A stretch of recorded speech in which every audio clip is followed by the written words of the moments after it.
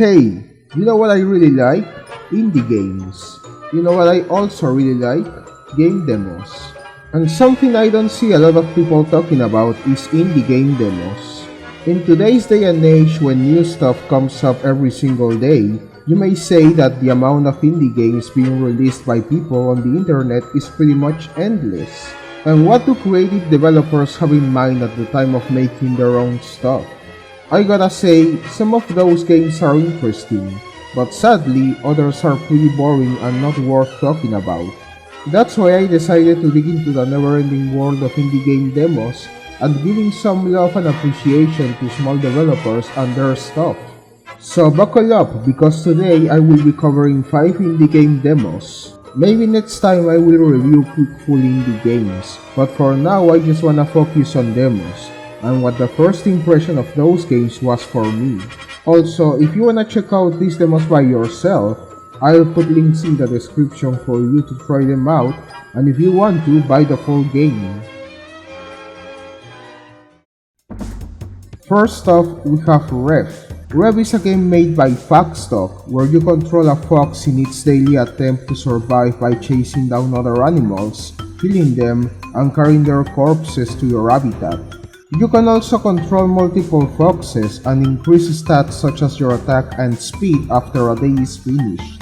You have around 8 minutes per day to chase down animals such as rabbits, deers, and even a giant bison and bringing their corpses back to the habitat. This game has a pretty neat pixel art isometric view, and it is pretty easy to get used to the controls and abilities the fox has. Before the actual game begins, you need to complete a tutorial, which is gonna be pretty useful when you have to actually be out there hunting down animals.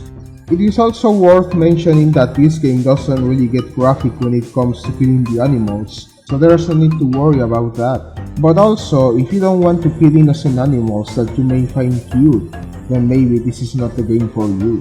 Each day you have a different amount of animals to bring back to the habitat, and as expected, the difficulty increases as the days go by, with animals being faster and thus harder to hunt down.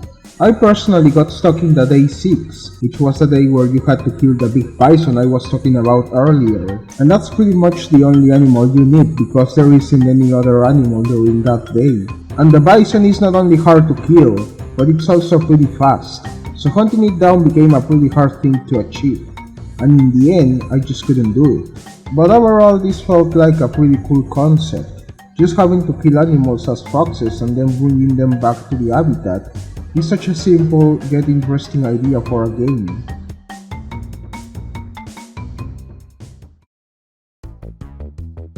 Metanet Hunter G4, made by Naikawata, is a platformer which is reminiscent of games like Mega Man and Metroid, in which we control a character named the Metanet Hunter and have to run around, jump, and do your best to not be killed by the numerous enemies along the way. You can help yourself by using the infinite shuriken that you have as weapons, or also an extra weapon that you have a limited amount of, such as a boomerang, a bomb, or whatever else the game gives you at the beginning.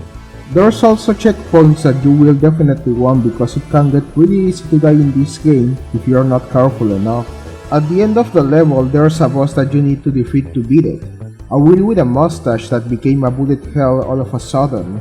And it took me a few tries to beat him, but I finally got it. And after you beat him, you finish the demo. Overall, this game is pretty neat. It controls very tightly, and the style is definitely one that will remind players of the classic Game Boy era, which is a style that translates pretty well to modern indie games in my opinion. Not every indie game has to be incredibly colorful to be fun. You could make it black and white or sepia shaded in this case, and I think it will still give people a good time just platforming around. I will totally recommend it. This next game is what I would like to call Angry Birds meets combat-based RPG. Stickman Archer, the wizard hero, made by Alone Dev Games, is a game that takes the core mechanic of the popular phone game Angry Birds of holding an object and then letting go of it at a certain angle to hit a target. In this case, the target are enemies who attack back at us. It seems that all of us are wizards that can cast spells. You can also make your tower go up or down, and this will be important because later on there will be monsters that will reach you both high and low. At the end of every certain levels, you will fight a mini boss, which isn't really much of a threat if you already figured your way through the controls, which is really not hard at all. And after you beat the boss, guess what? The demo is over. So you have to purchase the game if you want more of that. I like this concept, to be honest, taking what made Angry Birds cool and applying it to a combat-based game. It's alright, not the best thing ever, but it's really cool nonetheless. Next we have Mida's Adventure, developed by Recall Software. This is a top-view puzzle game where we control a girl named Mida, and you need to unlock doors with floppy disks. And to get those floppy disks, you must make sure you don't get your ass kicked by the enemies. And while the spider isn't really hard to avoid, the snakes can be a completely different story. Sure, it may seem simple at first, just move the box and don't let the snake fire its bullets at you. But since the game works with a strange camera that I can only think of as fucky, the snakes can kind of get away with it later on in the game.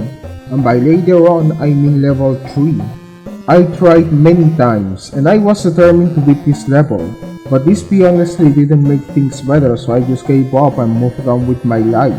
Good concept though. I guess if there was an option to change the camera to an aerial set one, it would have made things better. Better think about it, developer.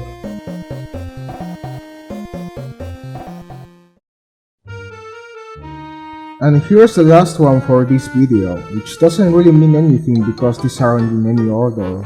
This is Snakebird by Mammal Games, and as the name implies, this is a game about birds with snake physics. And on paper, the concept might sound pretty simple and silly. You just need to guide the birds to a fruit so they can eat them and then move to a portal to complete the level.